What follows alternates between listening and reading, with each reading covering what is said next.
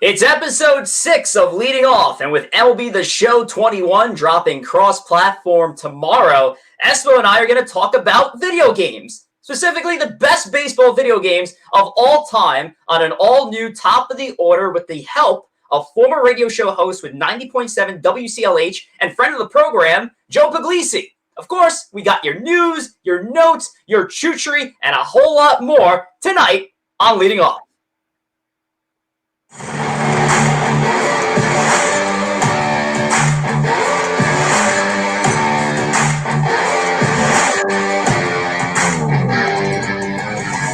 And we are live. This is episode number 6 of Leading Off, live from Studio 69 in New Jersey and REM Studio in Staten Island, New York, airing exclusively on Twitch and powered by StreamYard.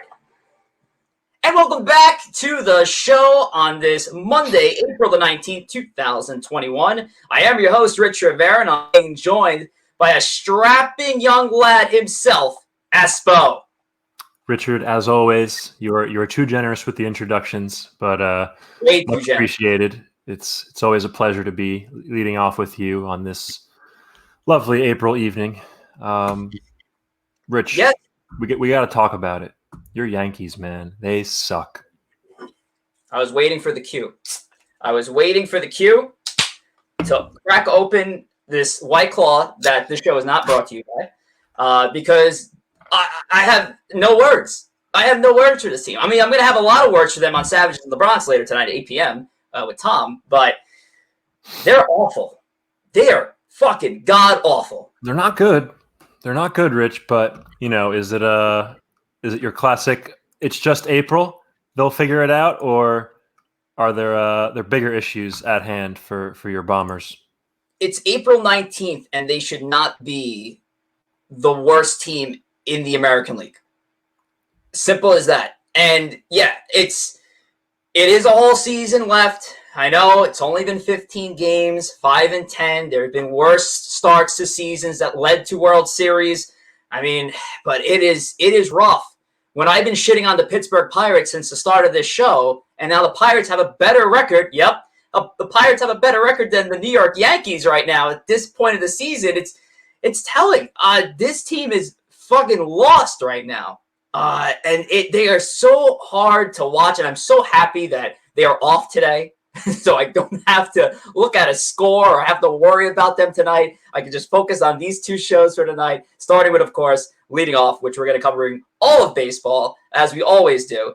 We have a special guest who's going to join us later tonight, Mr. Joe Pugliese, WCLH fame, huge Met fan himself, so he's obviously going to talk about his Mets that are doing well, and we're going to get some video game talks. That's going to be a lot of fun. Obviously, we have our comments going through Twitch right now, where our buddy Mike, Riff0302, Yankees are awful, he says, and I can't blame him there. But I'll bring to that.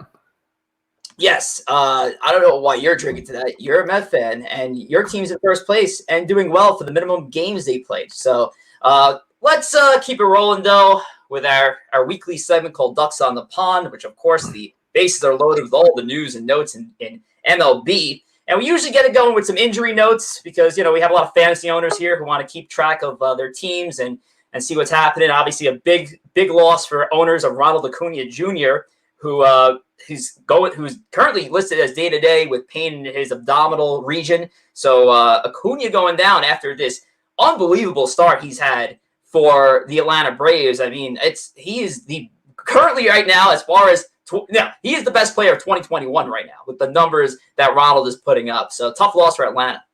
I'm in agreement with you there, Rich. He's definitely been one of, if not the best player in the game so far this year. I mean, obviously we know he's so exciting to watch, and it sucks to see one of the game's brightest young stars go down with an injury. I mean, I know it's day to day, and it hopefully isn't that bad. Hopefully, what am I doing? I'm a Mets fan. But now, as a baseball fan, you want to see Acuna back on the field. He's just guaranteed entertainment anytime he takes the field. So hope he can come back soon. Yeah, any Met fans who are pulling for Acuna to go on the IL is a fucking scumbag. I mean, simple as that. We don't have time for that on this show. No matter how much you may not like a ball player for what they've done in the game, you can't root against it. You can't root for an injury. So yes, Acuna listed as day-to-day. You have also Lance Lynn landing on the IL after an awesome start to his 2021 campaign. Steven Strasburg, who can't seem to find his way off the mend, unfortunately. But in some better news, I know it's not really mentioned in the ticker below, but Kyle Lewis is due to return to the Mariners on Tuesday, and Dinelson Lamet also due to return soon with the San Diego Padres. Could toe the slab, I believe, for Wednesday start. I saw. So yes, some returning players. So we have some positivity along with some bad news for fantasy owners. Yeah, I mean, Lamet coming back is absolutely huge for the Padres. Their starting pitching depth is already among the best in the league, but he just makes them that much better. And if he can stay healthy, he's going to be a major thorn in the Dodgers' side come October. How about that Dodgers-Padres series in this past weekend? Rich, you may not like what I'm about to say, but who needs the Yankees-Red Sox rivalry anymore? Because the Dodgers-Padres rivalry is the best in baseball. Mm-hmm.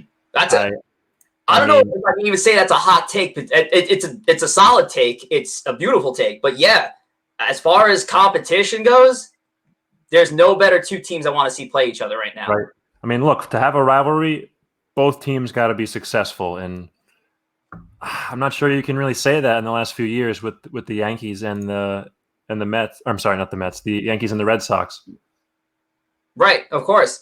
And when Joe joins us later today, he's got a sparkling hot take on the Padres and Dodgers, which is going to be can't wait.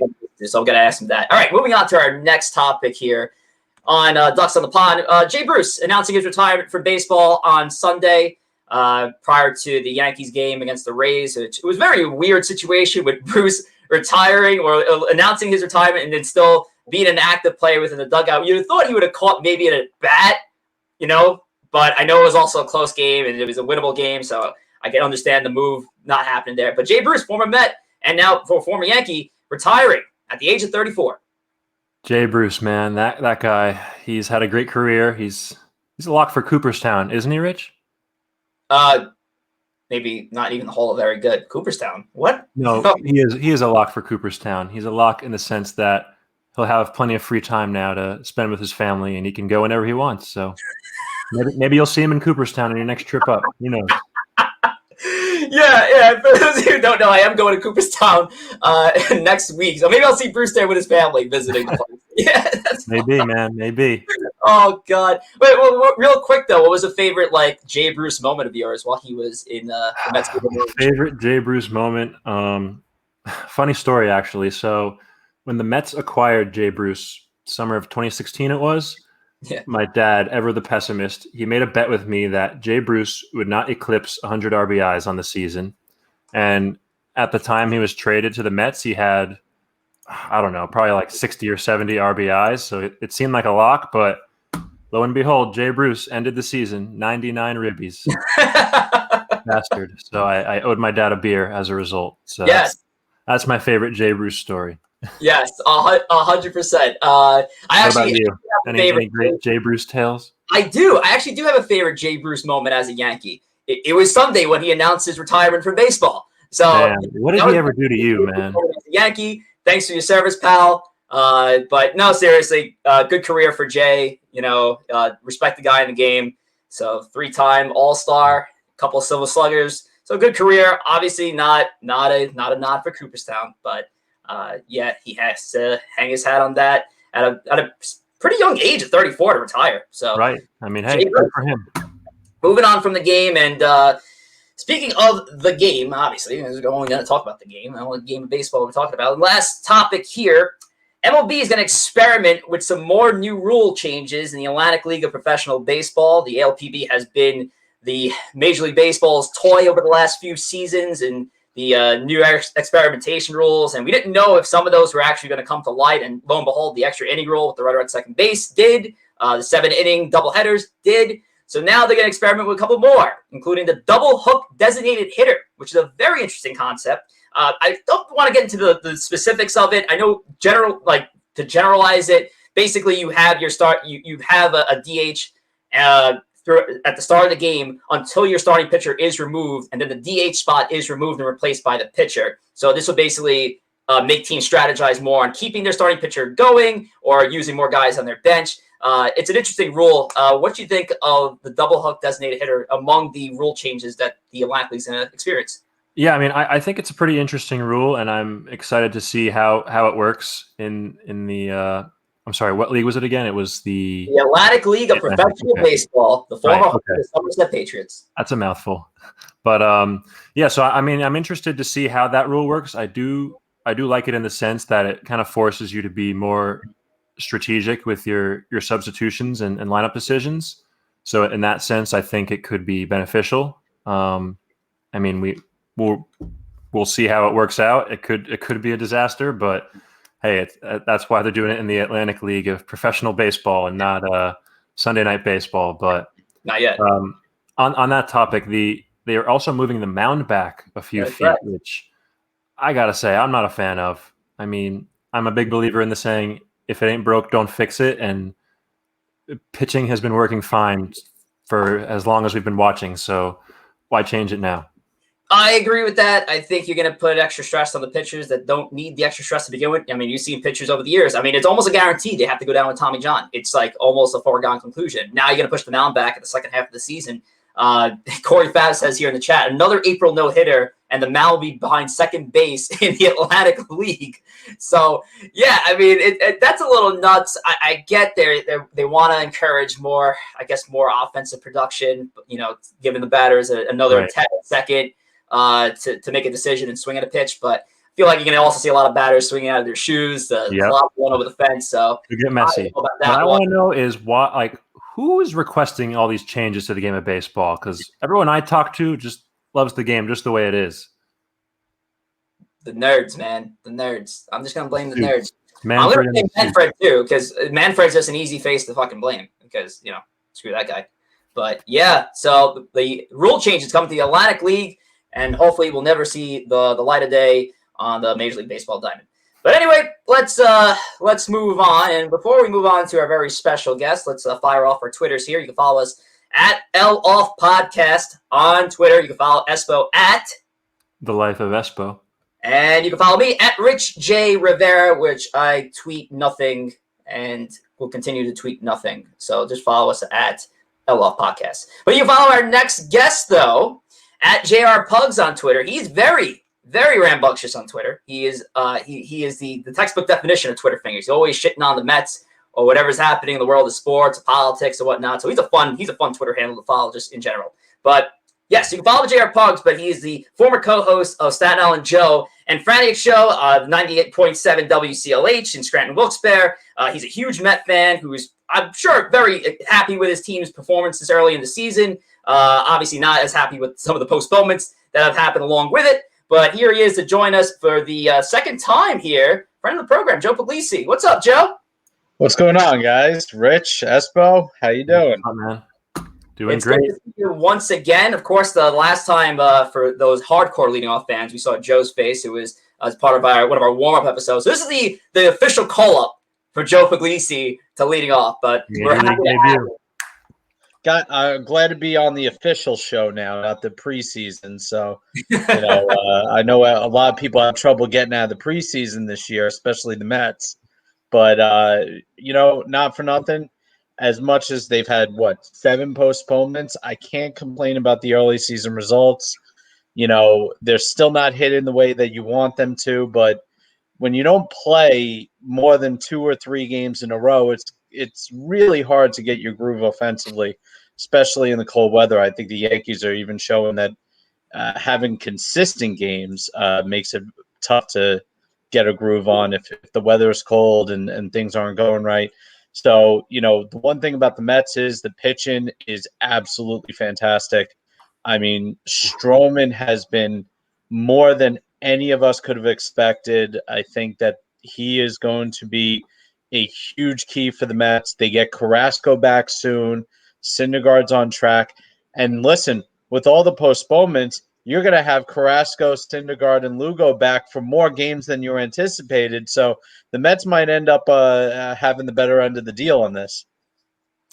Yeah, 100%. At this rate of the season, the Mets 4th place in team ERA across baseball, 2.93. 3. So the pitching has certainly been there. And I think the offense will come around. It's going to come around for a lot of these teams. Yeah. A lot of slow starts happening across the game of baseball, let alone the pinstripes. But yeah, so Mets had a bunch of hits this weekend. He looks like he's at least starting to come out of it a little bit.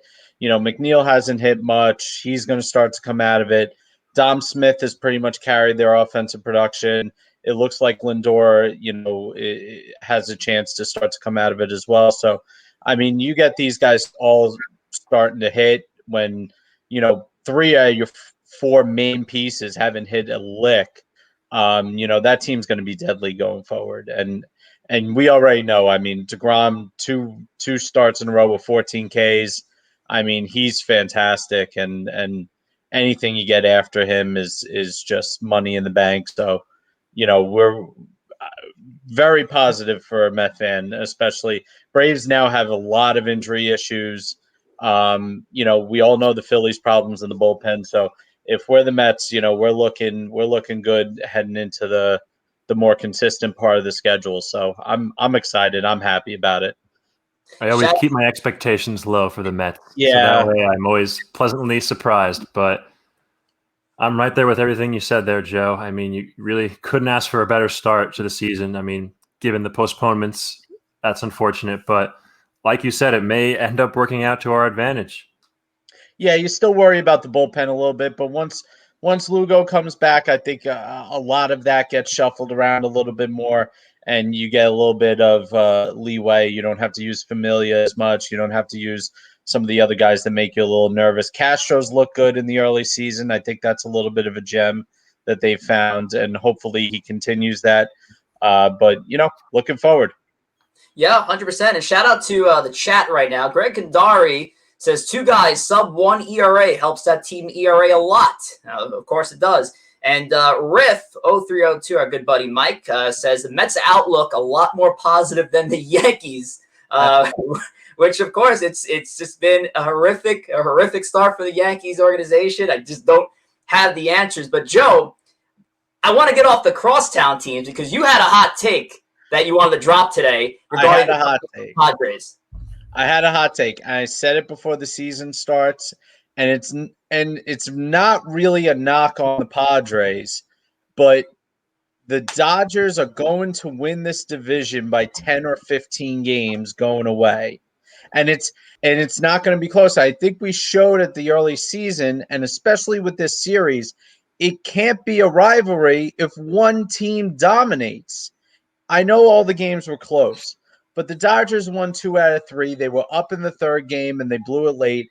But at the end of the day, the Dodgers are playing at such a high level. Even the Padres, who have played excellent baseball at the early start of the year, are still almost 5 games back of them to start the season.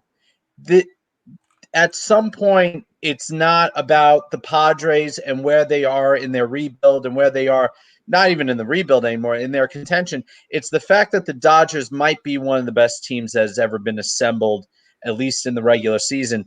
And I have no doubt that they can win 105 to 110, even beyond that. And I think the Padres have a cap at 90 to 95. And to say that the Dodgers are 10 to 15 games better it's just the truth. And if the Padres think that they're going to compete for a division title, they have to show that they can beat the Dodgers in their own stadium, let alone Dodger Stadium, in their own stadium, where half the fans in their own building are Dodgers fans. So, the Dodgers aren't going to look at the Padres and say, you guys are the Red Sox to our Yankees, when the Padres have never shown that they can box in the same ring as them. And every time the Dodgers go down, it's basically like Dodger Stadium South. So, I got to see more out of the Padres. I got to see them roll into Dodger Stadium. I got to see them beat the Dodgers pitching. I got to see them beat up on Bauer and Kershaw and Buehler and see what they can do from there before I even give them a chance to sniff the division. Wild card team, absolutely. Division title, no, not yet. You got the best team in baseball right above you. And they're I don't think you're ever going to come within 3 or 4 games of them from the rest of the point this season. Joe, we've got just what the doctor ordered for you, Joe.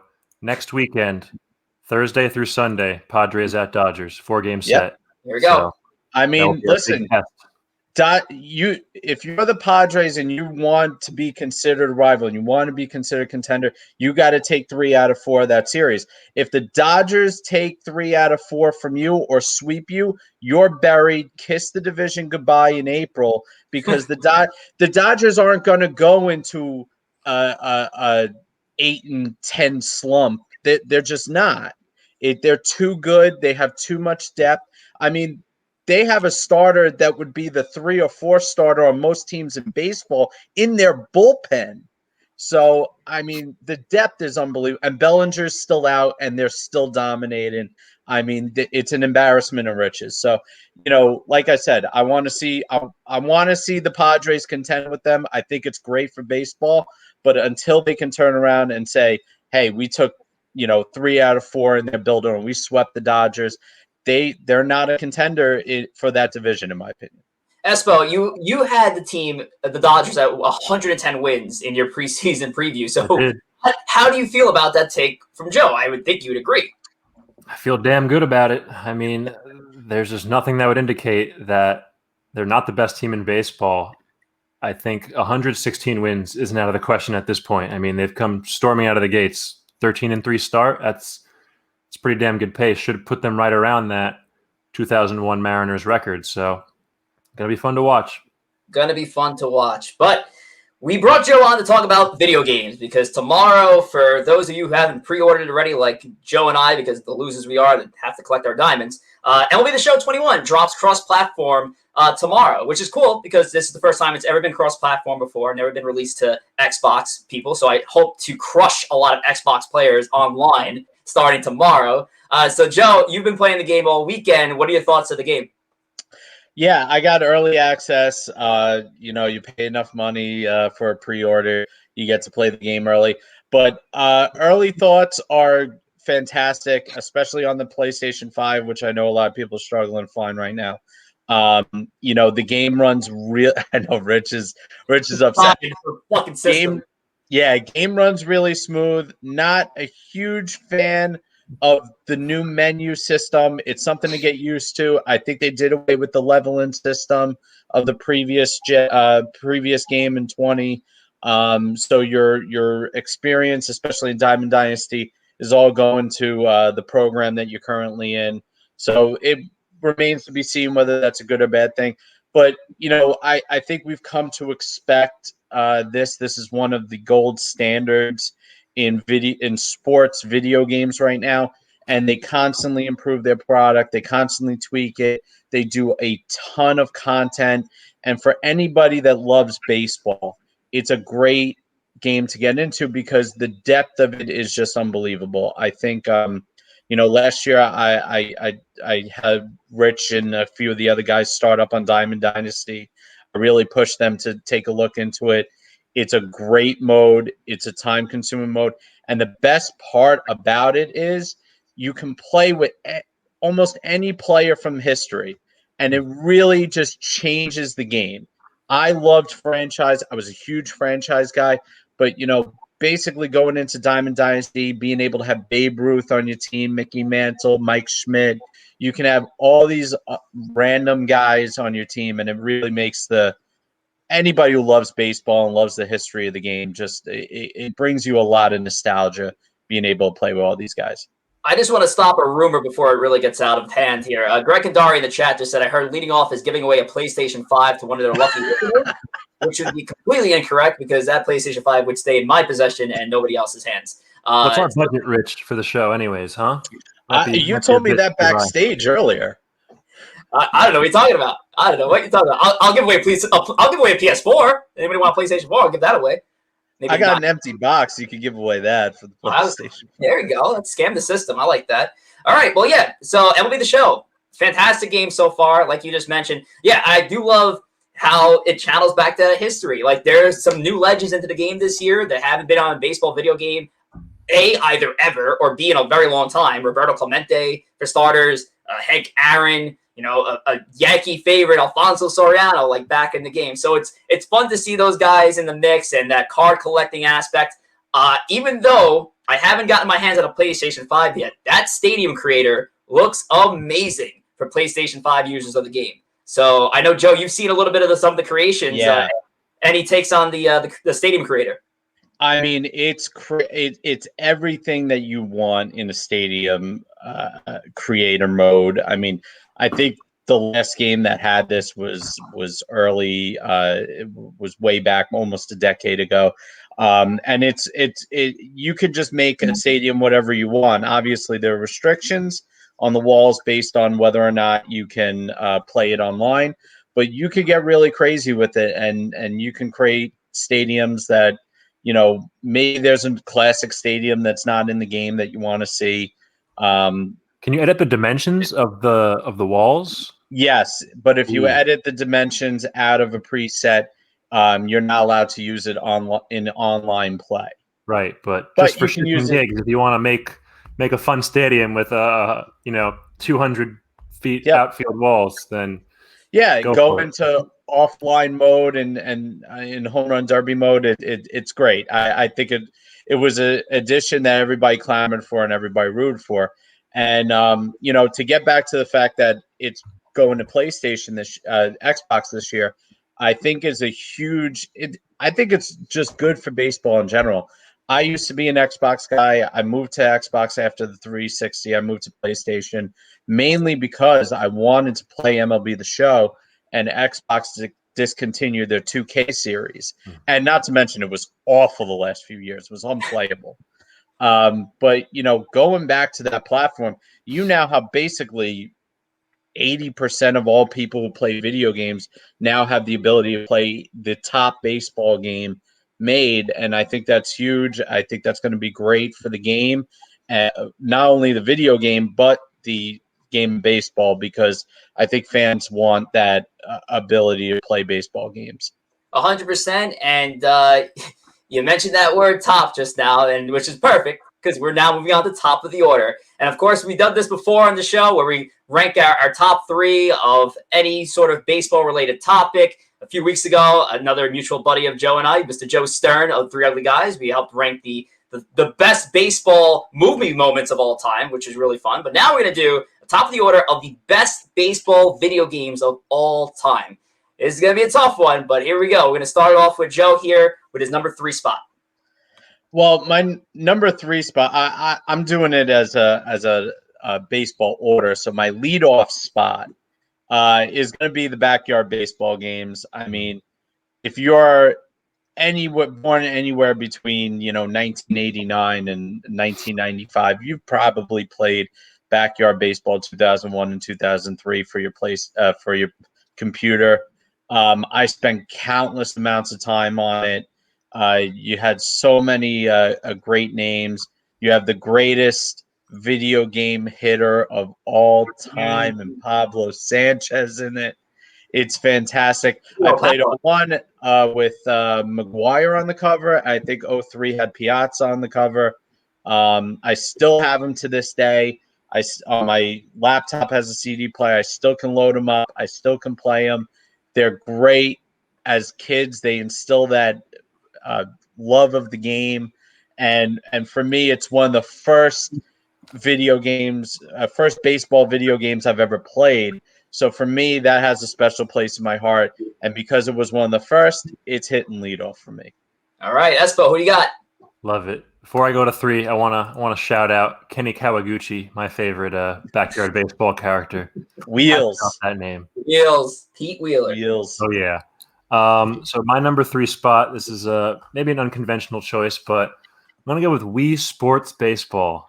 I love the element of being able to swing yourself with the remote. It's just different than like a conventional home run derby in another game where you're just pressing the X button. I mean, you have to time it right, but I don't know. It was just a very, very unique game, and it's fun to play every now and then. Good stress reliever too.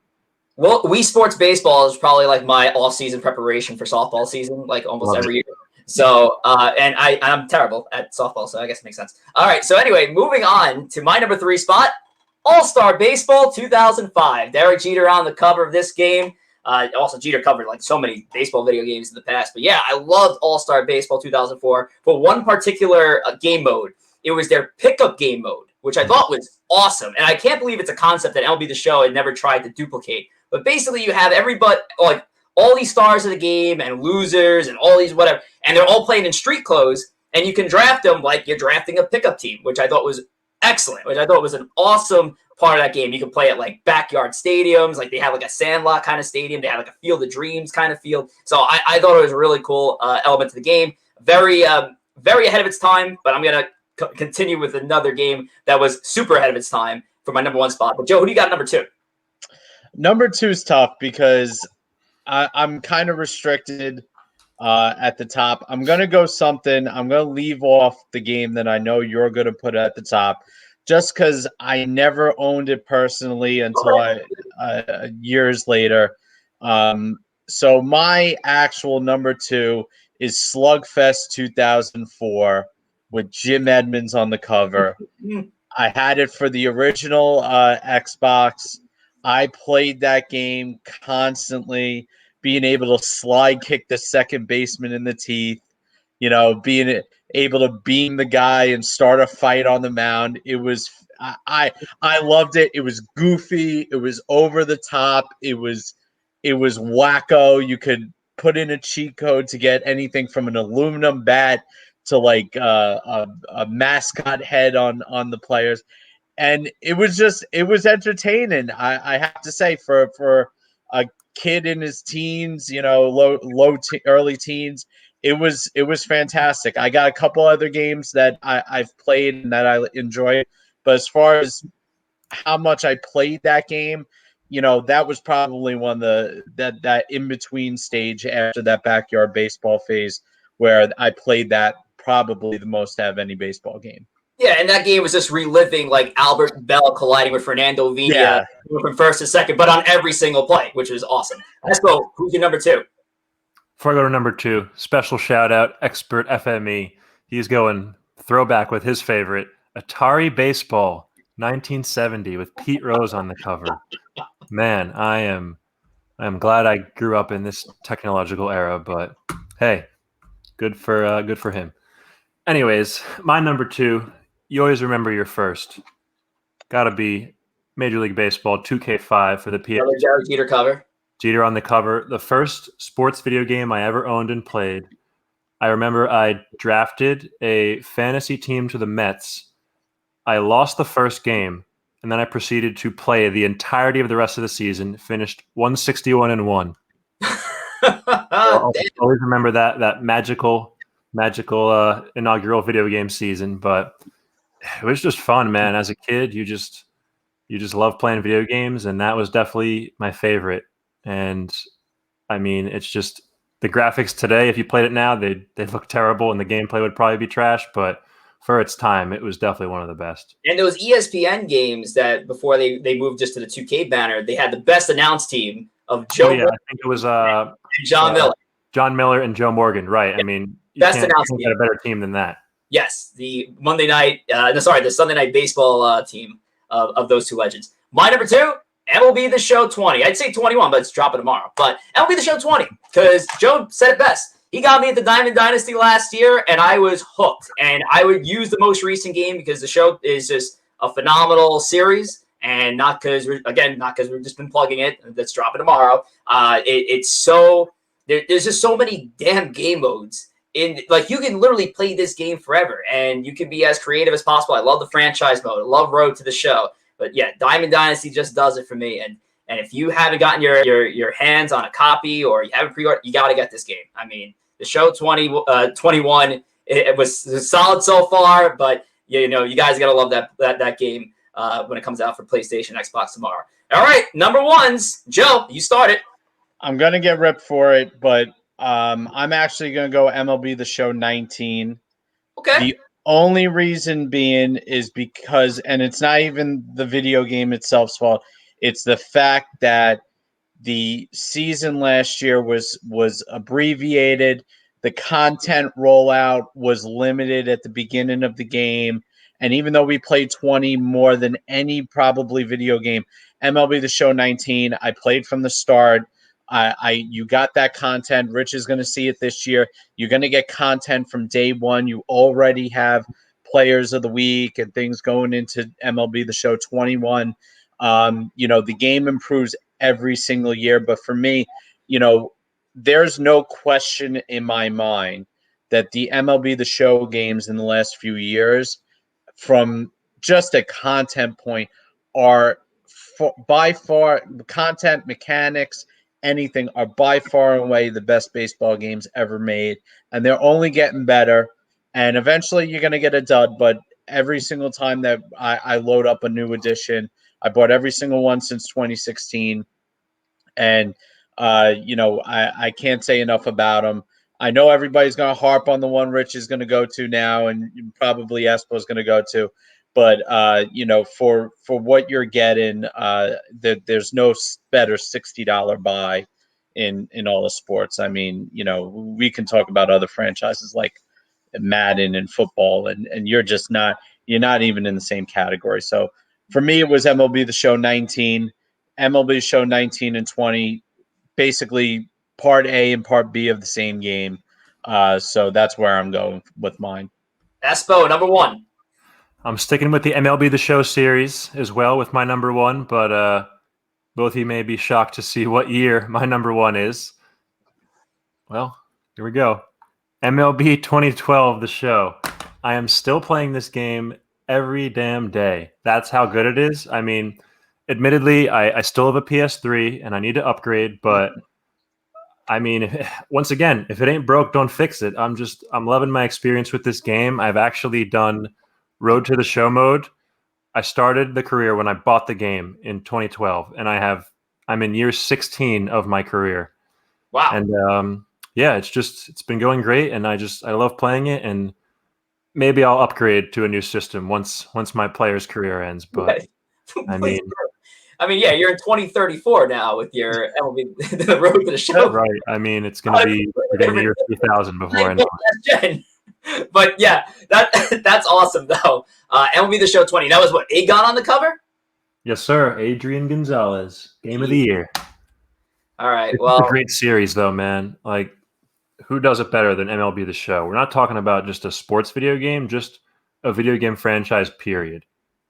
Well, I'll tell you this. If I did have that PlayStation 5 in studio to give away, I would just give it to my co-host because clearly he needs it a lot more than I do. Corey Fab says MVP Baseball 2005, MLB The Show 2017, and Baseball Muggle 2013. But I'm only looking at the first game he mentioned, MVP Baseball 2005, with Mr. Manny Ramirez on the cover. And usually you'll see this game propped behind here for every single leading off I've done, because the game is amazing and the game is super ahead of its time. That dynasty mode is something else. And for that mode that mode spans MVP 2003, so it's 2002. Like, the fact that mode goes 20 years and can still exist and work in 2021 goes to show what kind of game that was. I also love the batting modes. I love the mini games they had. I mean, I'll like hitting the ramps in that spring training mini game they had. It was so cool. But yeah, the game was expertly done.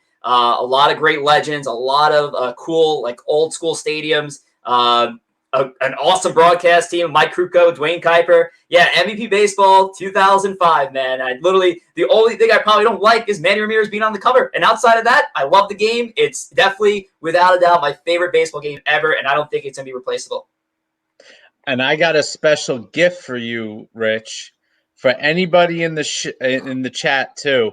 It might come up in your private chat. You might have to copy and paste it. Okay. There's someone on Etsy who does updated 2021 rosters for MVP 05. He downloads them to a memory card. All you got to do is buy the memory card on Etsy. No, it's not me. And you'll have all the updated 2021 rosters for MVP Baseball. So, Rich, you might have to look into it. The PlayStation 2 is still working just fine, too. So I'll definitely look into that Etsy. Joe, thanks for joining us again, buddy. Thanks for having me, guys. We'll have you back here soon, and hopefully by that time, the Mets are stinking again. The Yankees are doing great. Let's go, Mets. Thanks for having me. See you later, Joe. Take care, buddy. Mr. Joe Pugliese joining us once again. And of course, you can follow him at JRPugs on Twitter, which he had pretty much plugged the entire time on his own profile, which was on his own screen, which is pretty funny. Smart man. Smart man. Hey, quick promotion right there. I love to see it. Anyway, if you do want to check out my show later on tonight, which is happening about 20 minutes on Twitch, 8 p.m. Eastern Time, Savages in the Bronx, where Tom and I are just going to absolutely eviscerate the Yankees and their shit performance for the last couple of weeks. You can also follow us at Savages Bronx for more on that. But we're going to end our show with a new segment. Well, not really new, but it's called Who Am I? Modified. Who Am I is the modified version of the player randomizer, which ESPO and I have decided to retire in place of this because I think it would be more fun. So ESPO and I this time around are going to give a quick bio on a baseball player. And after we give the quick bio, or during of which we give the quick bio, the other host is going to have a chance to guess. And of course, I'm going to be looking at the chat as well to see if you guys get the answer correctly. So ESPO, would you like to lead off with your Who Am I for me? It would be my pleasure. Yeah. All right, Rich. Well, without further ado, let's kick it off. Who am I? I won the 2013 National League batting title. 2013 National League batting title. What the hell? Buster Posey? Negative. Okay. Want another hint? Yeah, keep it going. Just keep it going. Okay. I spent the last year of my career with the Mets. 2013 batting title. Actually, I'm not going to look in the chat because I don't want to cheat. 2013 batting title. Spent his last days of career as Met. What the hell? Why am I? I'll give you one more hint, and it might give it away. It might not. Oh wait. Jose Reyes? Nope. I mean, he technically. All right. What's that giveaway? He is from the same hometown as David Wright, Norfolk, Virginia. Oh yeah, that's totally gonna give it away. Thanks for that. Who's from Norfolk, Virginia? Won the batting title, ended his career with the Mets. He won in 2013. I'm trying to think of the good teams in 2013 right now. Why am I drawing such a blank on this? Why am I drawing such a blank on this right now? I'll give you one last hint. Oh, you got another one for me? I'll give you one last hint. There is a rapper named Kid Cudi. That's your last hint. Cudi. Kadire. Michael Kadire. Yes, sir. Michael Kadire. Ding, ding. Okay. Damn, that was a good one. And I'm in the chat now. Let's see. Core Ryan Kadire, 742. So, yeah, he definitely got away before me. JR Pugs, of course, who just joined us, Joe. Michael Kadire. Yeah, Cudi. Solid career from Michael Kadire. That's a good one right there. You almost All-Star games, batting title, just a solid professional, man. Yes, definitely. And spent the majority of his career with Minnesota, two-time All-Star. Yeah, Michael Kadire. All right. That's a solid one. That got me. Okay. I'm not a baseball fan. What cool. you got, Rich? All right, here we go. Ready? I was born in Colombia. I was signed by the Montreal Expos and made my debut for the team in 1997. I played primarily shortstop. I was never an all-star, but I won the Gold Glove 2 times. I ended up playing for the Red Sox, the Angels, the White Sox, the A's, the Twins, the Reds, the Indians, and I ended my career with the San Francisco Giants in 2011. My nicknames include OC and O-Dog. Who am I? Not Omar Vizquel. Good guess, expert for me. Regular on the show. Thanks for joining us. I want to say it's not Orlando Hudson, is it? You're close. Not Hudson. Orlando something. Shit. I thought my last clue was going to give it away. The OC.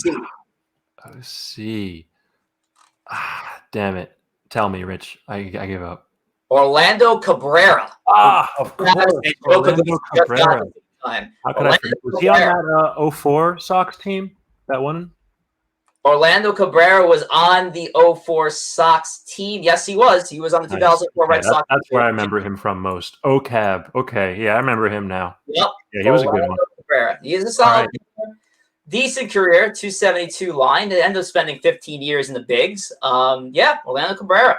That's my guy. You got me. We got each other good on this one, Rich. Yeah. I guess we just don't know the game.